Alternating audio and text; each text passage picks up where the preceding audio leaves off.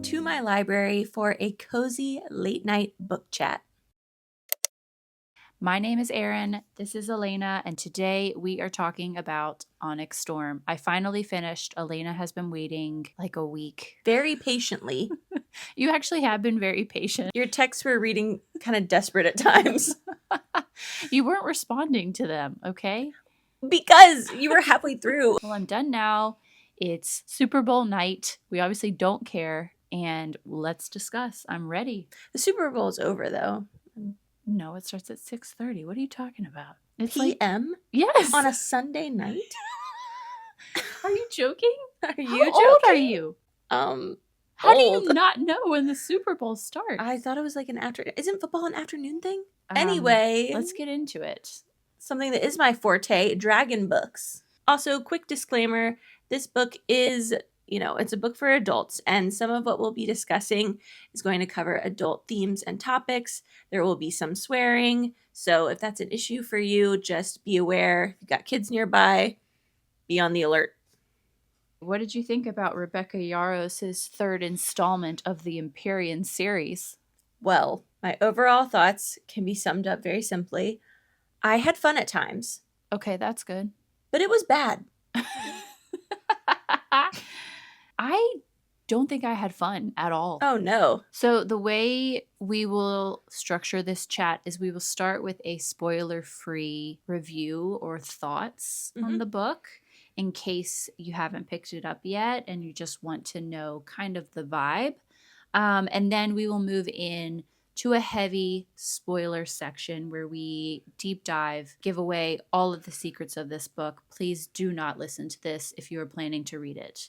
I thought I would start off by just saying, even though I have been a snob about spicy and romantic-y books in the past, I quite enjoyed Fourth Wing, honestly, way more than I expected to. I thought Fourth Wing was a total romp. Is it literary perfection? No, but it's super fun, and I actually thought it was pretty well written. I would go so far as to say that me reading Iron Flame and Onyx Storm has made me realize how much I actually loved Fourth Wing. That's a great point. Do you know what I mean? The contrast is heavy. The contrast is really heavy, and Fourth Wing was so well done and just had all the tension and the school setting, and it was new and fresh, and Violet was new and fresh. And compared to these next two in the series, it's an easy 5 stars for me, that book. True. Which is why it's so disappointing that the follow-ups have not lived up to that. But it's kind of like a perfect storm, I think. The first book sometimes can just be magic. That's where you have the tension. Yeah. That's where you have the character development that's very clear cut. Do you know what I mean? I feel like Rebecca Yarros has been trying to hold on to that, and she can't. She had them get together in the first book. Right, of a 5-book series. Yeah, the tension's gone. The tension's gone. And instead you get the angst and the jealousy and the possessiveness and the miscommunication, and it doesn't hit the same way. Slow burn is over, and we're left with pointless, very immature feeling drama. Yeah. Enough happens in Iron Flame still, and the cliffhanger is so good that I do feel like it still is better than this third installment. I do think it's better. I will say I feel very strongly that Onyx Storm had better pacing overall than Iron Flame. I felt that Iron Flame's pacing was way too fast. Just absolutely breakneck speed fast, and I was not a fan of that. And then she slowed it down a little bit in Onyx Storm. Unfortunately, the plot was very repetitive and full of filler. Yeah. So having good pacing doesn't really help you if there's nothing good going on. This has been discussed at length, but it's very clear that Rebecca Yarros only meant this to be a trilogy. And the publishers pushed her to sign a contract to make it a 5-book series. Obviously, it's a cash grab. And, we see cash grabs like this all the time in the book world. It, is breaking records. Yeah, it is breaking records. Yeah, but it is very obvious that this is supposed to be a trilogy. 5 books is too much. She doesn't have it in her. She's just, trying to hold on here. And I actually do. I've been mad at her But you saying that has reminded me that it's not all her fault. Do you know what I mean? Especially when you're being Right. pushed by the publisher and you want to give the people what they want to. Yeah, And it's a lot of pressure. it is. I don't even know. I mean, I guess I'll read the next one. I've been debating it. I feel like maybe with a year in between, Yeah, a little time, a little space. the way that she structures these, and this is not a spoiler because I'm sure you've seen it everywhere, but the amount of characters, and we'll talk about this more later too, the characters, the places, the entire world building is so complex to the point of like confusion Yeah. that you can't just leisurely read this book if you're going to try to understand it. You have to like spend time figuring out what the heck is going on and who's there. Or commit to Googling every name. Exactly. So it's not like you can even just like pick this up and enjoy the read. You have to like study a book in order to do it. That's so true. I actually think that this would have worked as one of those like it's bad but it's good kind of like guilty pleasures. Yes. Like it's bad but it's fun. I'm enjoying the bad. Yes. If it were not for the fact that she also wanted us to do work. Right. I don't want to do work for my guilty pleasure read. No. And like I want there to be some sense of not satire. What's the word? Like she doesn't take herself too seriously. Yeah, true. Yeah, you don't get that hate vibe. that. She is taking it She's real taking serious. it so seriously. Like she thinks she's writing the next Lord of the Rings for sure. Absolutely. But it's not the right vibe for her. Some of the theories that you see online are so convoluted and detailed and diving into the text for any scrap of textual evidence to support Yes. their theories. I think it's a little, it seems like a little much to me. Well, I think the problem with that too is that I just don't know if Rebecca has actually put those breadcrumbs Right. in there purposefully. Do you know what I mean? It feels like a reach. Other fantasy novels are probably connecting all the dots, so it's fun to actually guess because there probably is an answer. But I just don't even think she quite knows what she's doing. So why we're trying to figure it out is pointless. If you're curious about the spice level of this book, I would say that it was the least spiciest of the three. I mean, I guess the first one didn't have a ton, but the first one had that very like big scene that was very exciting. This one did still have a couple chapters, but they were much shorter and much more like spaced out. And I appreciated that. You're in the third book.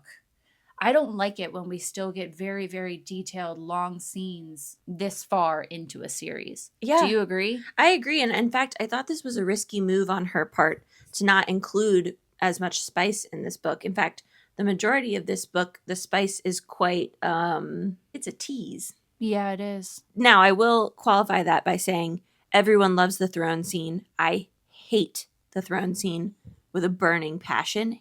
Hate that scene. Me too, actually. So maybe I'm not the best judge of what people in general want in terms of spice. I guess me too. I would have thought I am, but yeah. I mean, a little spice is great. And in fact, I think Xaden and Violet's dynamic is super hot and their spice is good. But I hate that throne scene. But I would also say that just because there's not as much spice does not mean that there is that yummy tension that we want. There's none of that. I think she thought she was I writing think yummy she thought tension. she was, but she's not. She's just not writing spice.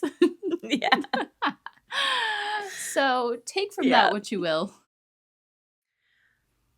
Okay, we're now going to get into the spoiler section. We're going to discuss in detail scenes all the way up to the end of the book. So if you haven't read it yet, this is your final warning.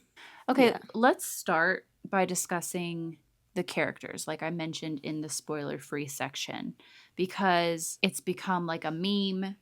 There are characters that are people and places at the same time. She literally, on every single page, there's at least like 4 people or places that I was not aware of, had to look Couldn't up. place. No clue. When they go on their quest, the squad quest or whatever, I could not tell you who all was in that squad. Oh, yeah, no way. Especially the first quest that they went on with all those random people we don't know. I'm not even thinking about that. I have no idea who they are. Like, Yeah, they same. just died. But like, was Marin there? I don't know. Was No, Drake Marin wasn't there? there. I think she I was think there. Drake was Marin there. was there because when Traeger died, Marin was comforting Kat. And I was Was like, she oh, I there? guess Marin was there. Yeah. I guess she was there. Do you know Because what I there mean? were 3 griffins. But there was Drake too, right? Oh, right, Drake too. Yeah, the cousin. The amount of characters was so insane. I cannot stress enough how annoying it made this book. Also, you all know how I am about maps. You need maps in these fantasy books, and no one has ever needed a map more than Rebecca Yarros. I cannot imagine how she, in her own mind, wrote Right? this book without a map of the Isles. Why she has given me only a map of the continent, which is still helpful because God knows I don't know anywhere in the continent, but then also does not give me a map of the Isles, which I could not tell you where on this map, north, south, east, or west. I'm guessing it's south. Okay, I'm not that stupid. Why doesn't she have a map of the Isles? That really bothered me. They go to Isles like 10 different ones. I would like to have a little bit of a visual. Yeah, some context would be nice. Right? Am I crazy? No, you're on point. And I almost thought it was kind of a funny, like, meta commentary when they go to the Isles and everyone there is making fun of them for calling it literally the continent. And I'm like, yeah, she did name it the continent, didn't she? But it has a name. Did you pick up at one point that she Yes. calls it something? So guess what? I couldn't tell you what it is now. Me neither. And guess what? It's not on the map. Violet could have just pulled that out of her ass in the Yep. moment and said, this is what the continent is called. And I mean, okay. Violet even says there are other known continents. It's almost like an inside joke. Like, yeah, guys, I didn't even bother to name the continent until book 3. Yeah. I'm curious who your favorite characters were by the end of this. Basically, the characters that I give any shits about at all by the end of this one are the only ones that got really any screen time or gave me any feeling of connection. So, Arik. Apparently it's Arik. Okay, good, because that's what I've been saying in my head. Mm-hmm. Bodhi and Garrick are like the same person to me, but I care about them. I think they're the same person to her too. Yeah. Not as much, but on like a second tier, I would put Mira, Brennan, Kat, I guess Rhiannon. What about Riddick? Everybody's obsessed with Riddick now. Yeah, I just feel like Riddick is the new Sawyer, and I just miss Sawyer. Riddick is the new Sawyer. Sawyer was the new Liam. Right. I don't care about any of them apart from Liam. Liam is the only character that she's ever truly made us care about. Agreed. And he's gone. And she's trying to make up for it, and it's not working. Yeah. You know how Riddick kept saying, oh, the 4 of us are a squad. Like, At first I was like, who are the 4? Well, I don't know. Rhiannon, Riddick, is it Sawyer? Is that who he's talking about? It's gotta be. So it's Rhiannon, Riddick, Sawyer, and Violet? I guess. Okay. Because even that, I was like, dude, y'all are not a force. I don't even know who y'all are. Y'all are barely ever together. Right. The 4 of y'all. I don't know why she keeps acting like Rhiannon is still her best friend. Rhiannon I doesn't know. do shit and is not even in this series. Like, Yeah. the fact that we got her POV in a chapter was laughable to me. To be fair, I was very glad to get out of Violet's head. Oh my god. But I found those 2 weird POV chapters to just be like totally out in left field and didn't make sense to me. Rhiannon and Imogen should be the same character. I agree. I just feel like Rebecca can't decide who she wants us to love. And that's a problem. She needs to know from the beginning which ones she's going to want the readers to root for, which ones she's going to focus on and give a proper character arc. Yeah. And instead, she just picks and chooses at random all the time who she's going to give a little bit of screen time, to the point that nobody has any personality, nobody has any depth. And she's expecting us to remember what everyone's signet is, what year they are, rank they are, what their dragon's name is. Their dragon's name. The tail type of the dragon. Yes. And again, who did this book? Who published this book? This chart is pointless. It gives you like 2 people. It's almost like these people are who she wanted to focus in on, but then she didn't. Yeah, but then she didn't. And she added in a bunch more people. And I know you've mentioned this, but like, first of all, she should have just had Mira die. Definitely should have had Mira die. That was a straight out of ACOTAR, bring everybody back to life. You're so right. Thing. I was like rolling my eyes. I was glad when Mira died, because I was like, you're up in the ante a little bit. Right, I thought that too. Yeah. The only deaths that she has in this book are completely meaningless. We got a whole, I don't know how many pages on Quinn. Oh and my I couldn't even God. tell you who the fuck Quinn is. I'm like, why? Am I supposed to be feeling something right now? I was like, is Quinn the gender neutral one? No, they're using pronouns. Is Quinn the one? So are they a couple? Oh no, they're best friends. I don't remember. That who was Quinn way too long is. of a scene for someone we barely know. Yeah. And it would have even been better if it had been like a main character in that situation with Quinn. But no, it's Imogen. I don't even care about her. We've Like, barely seen her at all. Not to mention Guys. Traeger's death. Traeger's death was kind of hilarious. In fact, I don't actually know how it happened. Like, did someone just put an arrow into his heart? Because nowhere on the page does it say, like, an arrow was shot or anything. He just turns around and there's he's an arrow got in his an heart. arrow in his heart. I know that's trivial, but I was like, from where? From what? They barely touch on how sad this is for Kat. Poor Kat. Like, she could do so much with Kat. If she wants to showcase Kat, there are so many things she could do with that.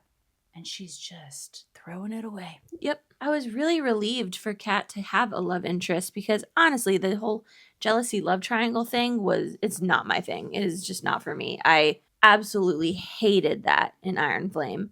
And I was like, finally, Kat can move on. Because even at the beginning of this book, they still keep referring to Kat as trying to get with Xaden. And you don't, luckily, have to see that. And then she gets with Traeger instead. And I was like, thank God this love triangle can be over. But then he dies immediately. He just dies immediately. Should have been the cousin. Everybody's saying that Drake is going to be a love interest for Mira. Okay. They're like grumpy sons. Yeah. They're like at each other. They had some throats. banter. Yeah. It But still should have been, he and Mira should have both died. yeah. Speaking of love triangles, when Holden was introduced, I almost tore my hair out. I thought you might quit reading and I was worried. Because I was like, I can't do this again. I cannot do this with Xaden. That one scene, and you had to talk me off the ledge because I was like, if Xaden is like this for the rest of the book about Holden, I'm not reading it. And you're like, it's just the one scene. Also, the fact that this has not been mentioned, that she was literally in love with the first in line to the crown throne. prince. And this is never mentioned once. Like, and she says when she was 18, and keep in mind she's 20. So yeah, this was not long ago. She's like, oh, when I was young and dumb, a year and a half to 2 years ago. Like, okay. And then she kind of threw away Holden too. At least Holden gave it some like excitement. He's someone to dislike, someone who fucks up and like messes it up for the squad. Yeah, and then they're just like, anyway. Done with him. He's gone. And you don't see him the whole rest of the book. Yeah, actually, as you're saying this, I was like, did he die? No, he's there somewhere. He couldn't come with them because Arik decided to go. Right. And that leads me to probably one of my biggest gripes of this book, which is kind of niche. I felt like it turned very YA in the sense that they go to all these isles. They are talking to these incredibly powerful, wise rulers of the lands, and they're having to prove themselves and show that they're worthy of alliance and whatever. Yeah, it's high stakes. These people are talking to Violet, trying to get a sense of who she is.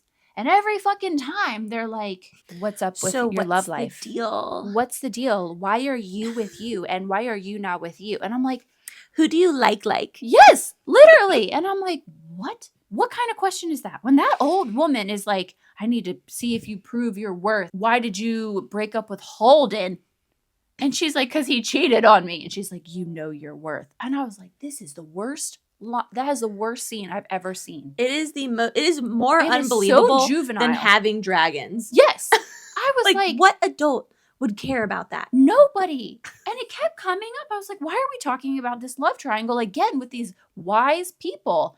It felt so YA. It felt like we were just talking over and over about this shit. And it didn't prove anything. It's not like she actually had a love triangle and chose between Holden and Xaden.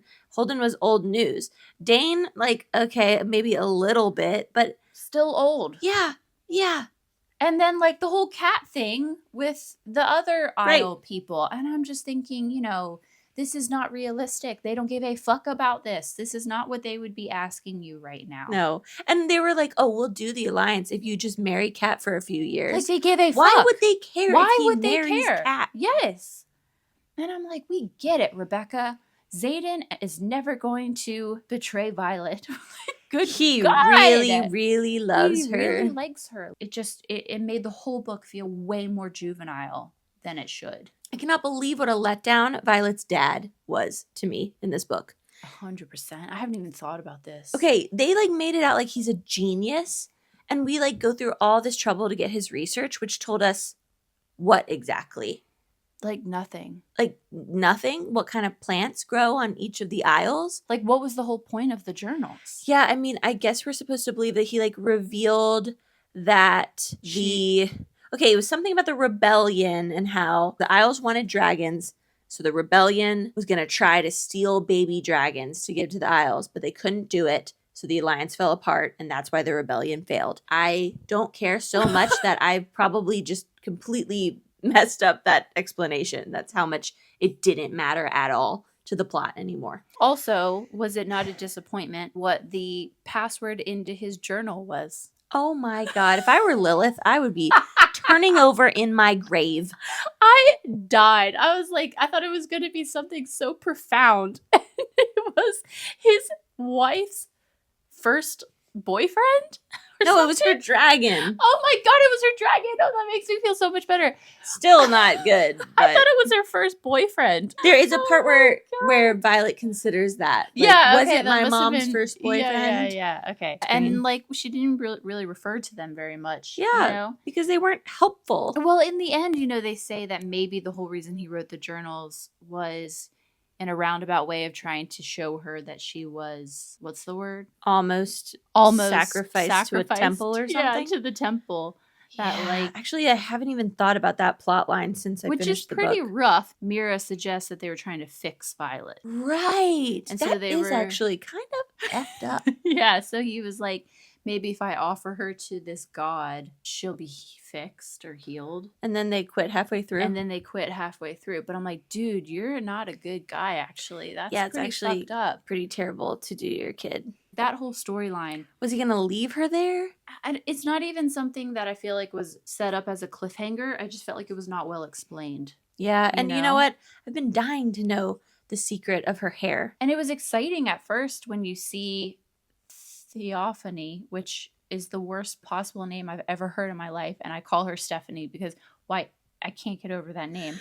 When you see her for the first time and she has silver hair, I was very intrigued. You're like, wait, what? And then I was like, actually, I'm no longer intrigued. I don't give a shit. Not a great reveal. And also, Theophany, who is the main villain of this book and has not once been mentioned in any previous book. She comes out of nowhere. This book felt like Harry Potter.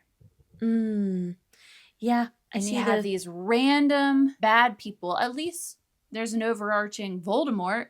But, like, do you know what I mean? It felt very episodic. And it's like, it's another year at school. And this is the bad guy. And we'll defeat them. And next year it'll be someone new. Yeah. Do you know what I mean? And it's almost like they were setting up Theophany to be, like, the biggest bad. There were times where I was like, ooh, that is intimidating. But then we just kind of dispatched her at the end. And to be honest, it didn't even really feel that hard. No, I don't understand why Violet is apparently so good at fighting. I mean, she never would have done it without Auric. Yeah, but what about the other chick that she just, like, beats in hand-to-hand combat? And even Xaden loses his match. And I know. Good old Violet is over there kicking ass. She She's had to poison everyone last year. Right. She's the only one that wins in that matchup. Not realistic. I'm sorry. I was like, bullshit. She was being underestimated the year before, and she still had to poison everybody. Yeah. Who is higher ranked? A sage or a maven? I think a maven. I thought so too. But then there's like that sage. Right. The one that like commands Xaden. Yeah. And like even at the end, Theophany's like kind of alluding to like bringing Violet to him or like somebody. I thought she was saying like, you're lucky that I'm picking you and you're not ending up with that guy. He sucks. Oh. I could have misinterpreted that. Well, I don't know. Yeah, the whole thing. I was very confused. The Venom power structure is confusing. The Venom power structure makes no sense. Who is our main bad guy? I really need a main bad guy. Is it the Sage? I thought Xaden killed the Sage when he turned Venom. I thought so too, because what was the fucking point of turning Venom? I thought we turned Venom to save everyone from the sage, and we did. Yeah. But no, he's But fine. now he's here. Yeah, that also confused me. Is it me. a different sage? No, it's the same sage. Oh, because it's the one that turned him. But Yeah. how can you turn him when you there's no turning? I mean, like, he's doing it himself. The sage might ask him to, but the sage isn't doing anything. Yeah. So why can't he Okay. Let's jump to let's get to a new point. Speaking of parallels to Harry Potter, we have outgrown the school setting. It is ridiculous that this book is still set at school. At least in Harry Potter, by the end, they're like, okay, right. Fuck school. I mean, we got to drop out, guys. The world is at stake. Yeah. This entire time, I was like, what do you mean we're going to class? Yeah. What do you mean we have to follow the rules? Yeah. What, they can't take your dragons away. You've already dipped out once. What are they going to do? And then she leaves for 3 weeks. Yeah. Like, it's no big deal. And she comes back and thinks, She's like, I got to catch up on my history homework. I'm like, what do you mean? What? Why Rebecca Yarros feels the need to maintain the school setting, I don't get. We got to just let it go, Rebecca. Be realistic. I get so irrationally mad when they keep calling themselves, like, second years. I'm like, bitch, you've done more than all these people combined. Stop calling yourself a cadet, okay? Yeah, how about the beginning, right at the beginning, when she's like, okay, I am really prepared with mine and Andarna's demands for this super important quest that is needed to save the world and can only be carried out by myself and Andarna. And then she walks in there and they just immediately steamroll her. And she's like, bummer. What a shame, nothing I can do. They're in charge. You know, there were so many times that I was just looking at these like adultier adults thinking like, okay, I mean, at best they're bullies because they keep saying to your face, we're making this hard because we don't like you. Yeah. At worst, they're traitors. Yeah. Why do we have to follow their rules? Yeah. And the fact that they act like Taryn would follow the rules really annoyed me. He says things like, you know, about the Empyrean, implying like, well, this is my decision. And if somebody wants to fight me, like, okay, fight me. Yeah. I'm the second biggest dragon in the world. Yeah. So why doesn't he say, Violet, whatever you want to do, we'll do it because I'm going to do it. Yeah. And he knows how important the quest is for Andarna and for everyone. And how stupid they were being. I mean, yeah, Really dumb. Like, honestly, that's what I mean by filler. Of the adults. Yeah, it's all filler. It doesn't whole make quest sense. squad, the first iteration of the quest squad that goes literally up in flames. Just filler. Let's talk about the signets.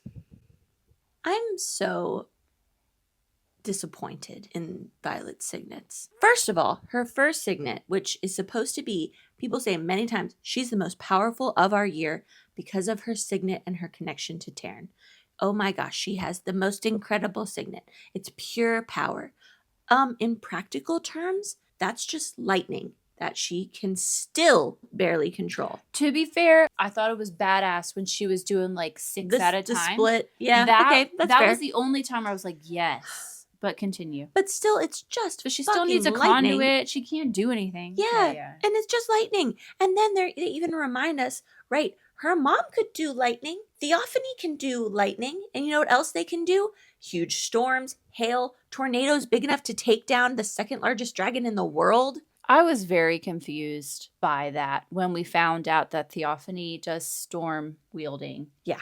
And Violet is like audibly scared and acting like this is a terrible, terrible signet because it's so powerful. And my mother had it as well. And I'm like, well, you're obviously then just negating your own signet. Like, so yours is not as powerful as a storm. It's not one part of a storm. Yeah. Which lightning is not the most powerful, even if there were no storm signets. It was such a letdown when they revealed it was lightning.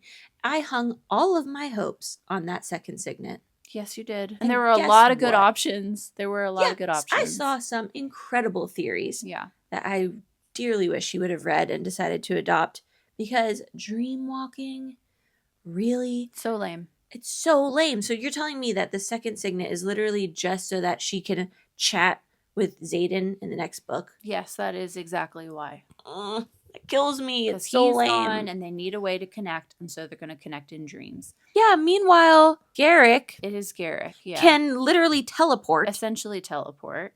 Arik can see the fucking future. Arik is badass. He's like the Hermione of Fourth Wing. He is badass. Because nothing would have been accomplished in this book if not for him. I actually really like him and wish he was the main character. Same. Yeah. I want to read from his POV. Yeah, agreed. I'm trying to think who. Oh, do you know who else I thought has a really badass signet? Who? Riddick.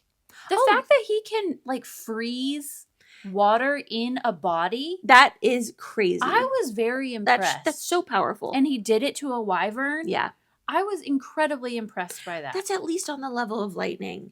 Oh, for sure. You know? Sure. Like, it's the same thing. Yeah. Yeah. It's basically being able to one-hit the venom and wyverns. And they can both do it, so. Why can't, I don't get how the lightning is so powerful. What a letdown. Yeah. It's not like there weren't other options. No. What do you think about the Irids in general? And that whole story, that whole plot line, which I think was massively butchered and I still don't really understand. Yes, okay. I haven't thought about it that much until now. I went into this book with the theory that, Andarna is woken up after 600 years for Violet and she is the key to killing the venom. And I was very excited by that. But then to find out that she was, what did they call her? She was an experiment. She was an experiment? She was like a gauge or whatever? It's very cliche. Oh my God. I was like, this is upset. Like, I was upset for Andarna. I was upset for Andarna. I was like, damn, you've been played all around. Yep. Your kind doesn't even care. You're just there as like a metric for them to see what humans are up to. And you're it's not so special at cheesy all. Being like, humans just can't stop fighting. They're not even fighting other humans. They're fighting venom. Yeah. I don't like Andarna. I'll be honest with you. I love Andarna. I'm sick of the adolescent thing. Can Rebecca Yarros just get past the teenage years of her own kids? Because it's coming out heavily in these books. Oh my gosh, that's so true. If I have to hear one more whiny, snarky, adolescent comment from Andarna, I'm going to lose my mind. I thought she was a little better in this book on that front. A little bit, but she's still pointless to me. I'm obsessed with the idea of like the special, smaller dragon. That's like a big dragon trope that I just love, and I eat it up every time. But I was disappointed when Andarna was basically like, okay, I'm going to break the bond and fly away back home. I was like, oh my God, okay, what happened to our bonds are the most important thing to us, our commitment, our word, blah, blah, blah. She's just got to go. She's leaving, okay, after they were horrible to you. And then the emotional impact of that on Violet I thought was appropriate, but then she came back like a couple days later. And we don't really know why. Yeah. I actually didn't. I was glad that she left. Mostly because I don't like her. But also because I was quite convinced by the Irids when they were like, you've been taken advantage of. You're a kid and they've like used you a weapon. And blah, blah, blah. I'm not saying that they did it maliciously, I guess.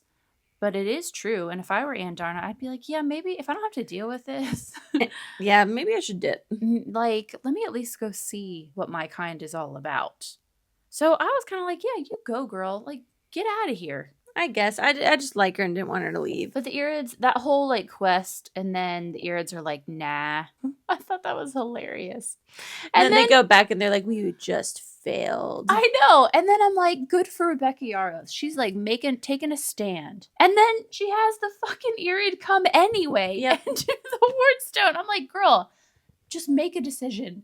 Decide one way or the other. Like, are they helping us or no? Yeah, like you can't have. She just wants to have her cake and eat it too with everything. Yeah, I thought all the dragons had to do the Wardstone. Well, everyone else has already powered it up. Okay, I didn't realize that, so I was like, "What do you mean you just like did it?" You just added his, and that's all I needed. And the fact that even the Venom just actually have a signet, which is new to this book. Yep, new to this book. She pulled that out of her ass. Yeah. There's plenty of opportunity. She needed them to be scarier. Mm-hmm. But it didn't stick because she straight up told us Theophany is 1,000,000 times more powerful than Violet, even more powerful than Violet's mom. But Xaden just like knocks her over.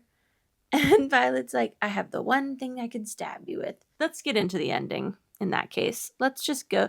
First of all, I wrote out beat by beat what happened at the end. Because I don't know. I wasn't going to say that, but I read it today confusing. And I don't remember or understand it. I had to reread it several times to wrap my head around it. So Violet wakes up sometime after the battle. She sees Brennan rushing to meet her. First thing she hears, the first dialogue, is Andarna saying, "I will not let them burn you." I've been thinking about this because I said to Elaina when I read Andarna saying this, does that mean that Violet is Venin? Why else would they want to burn her? But no, it could also be because the easiest way to kill Xaden is to kill Violet. Oh, right. So maybe she's just saying, like, Good I theory. won't let them It was- burn you It to was get to alarming Xaden. to hear that. Yeah, I Like, was like, what? I was like, is this bitch Venin? Why is she saying burn? Next, we are told that 4 riders and their dragons were killed, and 3 elders. I don't know who the elders are. We don't Well, know. they're dead now, so we Okay. don't have to care. Cool. 5 riders were missing. It's now 4 because Violet has turned up, and we know for a fact that Garrick is one of the missing riders. The others are not mentioned, or named, I should say. 6 eggs are missing from the hatching ground. I found this very random. I've seen a few theories about this. The one that seems most likely to me is that Xaden and co. took them to use them as bargaining chips in the Isles. Why they would do that when there's no magic at the Isles, I don't know. But there obviously is magic, which is another point of contention. Why there did is Violet some always kind of have magic. a little magic? Yeah, very unclear. Other people think that the eggs are Taryn and Sigale's eggs, Oh. and that Sigale took them. Okay. Taryn is conveniently resting, so we can't ask him what's going on. And Does Darna it say says, that he's resting? Yes, and Darna says he has to sleep. She implies that, like, after doing something crazy big and huge. The most likely theory I have seen for this is that he had to break the bond with Sigale, his own bond with Sigale, so that Xaden and Sigale could dip out. That'd be fucked up. Because they can't be apart. Yeah. It does seem like something that would make him need to rest. Yeah. Okay. Everyone's favorite. Violet and Xaden are married. They're just married now. She's got the ring. She's got the official contract legal document. Imogen has wiped her memory, and Imogen says it's what you asked me to do. I think we can all assume Xaden did that so that Violet would have the protection of rank. Not rank, what's it called? Title. Because they say in the book that title outstrips rank. Mm-hmm. So even though she's still a cadet, she's now the Duchess of Tyrrendor, which gives her additional legal protections. Yeah. And when the note that he left that says it's yours now, Tyrrendor. Tyrrendor. Yeah. Which, you know, it's a bit like surprising someone with a pet you adopted for them. You know? And that also suggests that Bodhi turned. Definitely suggests that Bodhi turned. Right. So let's back up now and talk about where Xaden is, what's going on, his POV chapter. I wish we could somehow insert Erin's audio clip to me about that chapter in which you stated something to the effect of, so she trapped them with nets? I'm still confused by that. Is that true? Yeah, that's what happened. She like lured them into her nets and they got trapped in the nets. Yeah. Unfortunately, Xaden does the most logical thing ever of just turning full venin. Mm-hmm. And, you know, I guess it's cool. It wipes out some venin and some... Presumably the riders, too, and stuff? Like, is that when everybody died that they're talking about? Well, certainly others think that. Okay. Some people... It's heavily implied that Xaden is one of the other missing riders and that he probably killed all the others. Right. Maybe he did. Who knows? Who knows? Who cares? Who cares, honestly? We don't know those people's names. There's a couple of things that happen in that chapter that are so confusing. So, first of all, after he gets Sigale free, he pulls back from fully losing every little piece of his soul. He retains one tiny piece because Violet sends him down the bond that she loves him. Mm-hmm. So he retains, this is explicitly stated, only the piece of his soul that loves Violet. Very convenient. And then he's like, okay, we got to do the plan. She says something to the effect of, Taryn doesn't like you. Even if she agrees, what about ... And he cuts her off. It's very vague. I'm guessing this is like the marriage plan, the surprise wedding plan. And because he then replies after cutting her off with, someone owes me a favor. And I think he's referring to the priestesses of Dune or whatever. Right. because they need a priestess to marry them. Yeah. I think she was saying, even if you can convince Violet, who's going to marry you right now? Yeah. And he's like, well, someone owes me a favor. You know what it feels like? It feels like an episode of Lost. Yes. Do you remember? Yes. In Lost, they would constantly be introducing like these big mysteries and teasing these secrets. And you'd just be like, but and what? You'd be like, huh? Sorry, what? And guess what? I bet it will end very similar to Lost. Yep. Where she's just like, I don't fucking know. They were in purgatory. Dead. And I guess when he went full evil, he still didn't kill the sage or the brother or whatever. He can't. He can't? No. He literally cannot? He's literally unable to, I think. Oh, wow. Okay, well, that explains some things. Because that's the person who turned him. But as we've discussed... Yeah, that's all a little... That doesn't make any sense. They didn't turn him. Yeah. You have to turn yourself with the earth. Yes. And someone else turned. I don't even care who it is. I literally don't care. That's like the worst cliffhanger ever. If it's Bodhi, why would I care about it? It has to be Bodhi. Let's discuss the evidence that it is, in fact, Bodhi. First of all, it's referred to as Xaden's brother, and Xaden says at one point, and I quote, other than Liam, Bodhi is the next closest person who I could call a brother. He was always running after us growing up. He's basically my brother. Yeah. There was like some situation where I guess Rebecca Yarros told the readers to pay attention to who's missing at the end. And really only Garrick is named as not being there. So that has led some people to believe that he is the one that turned Venin. There's a lot of people that think it is Brennan or Auric, which I find laughable. It's not Auric. No. She's not a dumbass. But it could be Brennan, even though Brennan's there at the end, so I don't really get that either. Yeah. It doesn't make a big difference. Do you know what I mean? Yeah. Like, in a way, it feels like we ended this book exactly the same way we ended Iron Flame. Yeah, at the end of Iron Flame, you're like, oh no, Xaden's turn gone bad. Leave. And at the end of this one, you're like, oh no. Xaden's turned bad. Like, literally. It's the exact same cliffhanger. So. It was a very disappointing ending. It was a disappointing ending. It kind of felt all over the place. So much filler. So many threads that just, like, didn't make sense. The one positive that I consistently found in this book, I really like the chapter structure. I think the chapters were the perfect length. I'm serious. I don't know. I've been reading next you're going to be books. Like the margins. I felt like I could always leave it at a good chat. You know, like I hate books that are too long and I'm like, oh, I need to like quit reading and I'm going to have to do it mid-chapter. I really liked these succinct chapters. I liked Auric and I liked when Violet did the whole lightning like 6 at a time type thing. I was like, this is the badassery that we've been waiting for. It was short-lived. Yeah. But at least we got something. But we got something. I was impressed with her for those few minutes. I was impressed when she poisoned the people on the aisle. Actually, that whole scene was a good Violet That was scene. A very good scene. I think a good way to wrap it up would for us both to say what we rated this book out of 5. Oh, okay. You go first. I rated it a 2. I was thinking like a 2, maybe 2.5. For most of the book, I was at a 3. Even though I was not enjoying it. Right, but the ending. But the ending solidified it as a 2.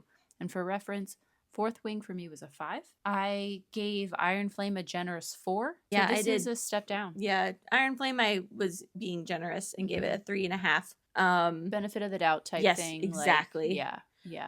But now I'm like, okay, well, we did not redeem ourselves. Yeah. And there's obviously a lot more we could say. We didn't even go into Xaden's mom and, you know, there's a million more things. Please let us know in the comments what parts of this book that you loved, what parts you didn't love.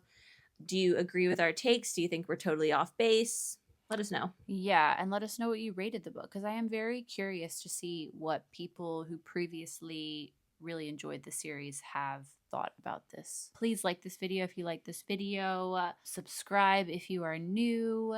Thank you so much. Let's move on from this. Let's go ahead and just let's move on. Find something else. So until our next video, we will see you later. See you soon.